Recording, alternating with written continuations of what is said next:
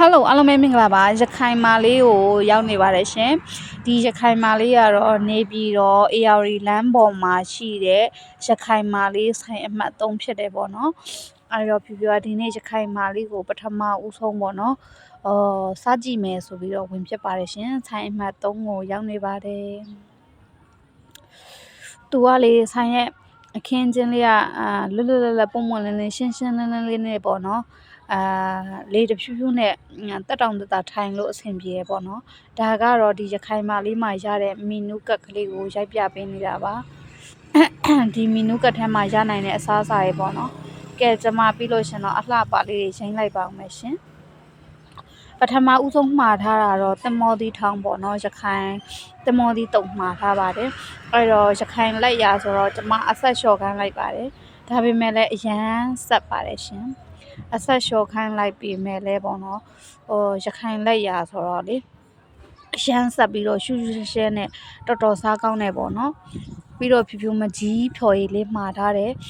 ဆက်လို့ရှင်မကြီးဖြော်ရည်လေးတောက်မယ်ဟင်းရည်လေးတောက်မယ်ပေါ့နော်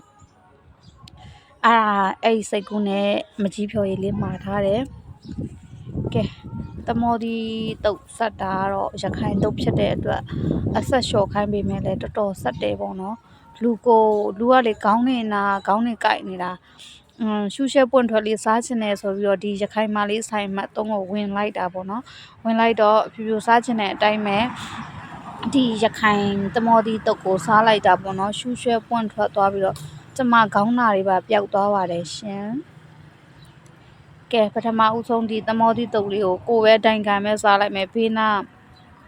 ကျမသမီးတော်တွေကတော့အဆက်လျှော်ခိုင်းလိုက်ပေးမယ်လဲတိတ်မစားနိုင်ကြဘူးသူတို့လည်းဟင်းရီပဲတောက်နေတယ်ပေါ့နော်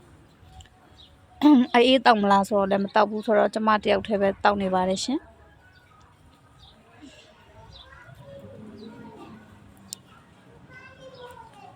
ကဲဒီတပွဲကိုကျမတော်တော်ပဲ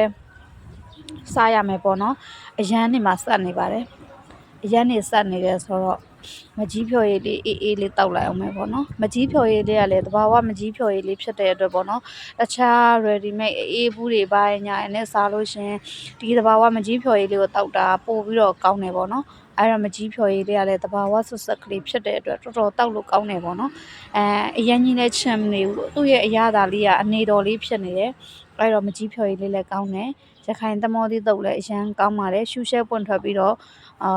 ဖြူဖြူခေါင်းနဲ့နားနေတာချက်ချင်းပျောက်သွားရပေါ့နော်အခုသတိထားမိတာခေါင်းနာနေတာတကယ်တော့ခေါင်းနာတွေပါပျောက်သွားပါတယ်ရှင်ကဲစားကြပါဦးရှင်ဘိုင်ဘိုင်